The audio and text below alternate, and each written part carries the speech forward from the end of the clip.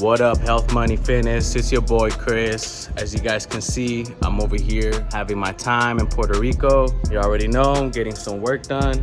At least a quarter of my trip was contributed to my business, making sure I'm getting pictures. When you have an LLC, you're able to leverage vacations like this. You guys are able to write it off, especially if you guys have some type of property. Act 60 is where you guys can write off a house under your business, but you have to have some type of proof of residence here. So I'm gonna be explaining that along my journey, an entrepreneur and building my real estate portfolio. You got my brother right here in the back. How do you feel being in Puerto Rico, bro? It's an amazing experience, big opportunity that we got out here. Explore and adventure, expand our mind, our mindsets, our wealth as well. Keep God first at all times. So yeah, we're out here, man. We're about to go do a little bit of exploring in the Yunke Rainforest, and we're just gonna see how it goes. We're taking every opportunity we can. The days go by really quick here, so we're making the best of it. I'm glad I was able to record a lot of content for you guys, give you guys the full-on experience, Health Money Fitness.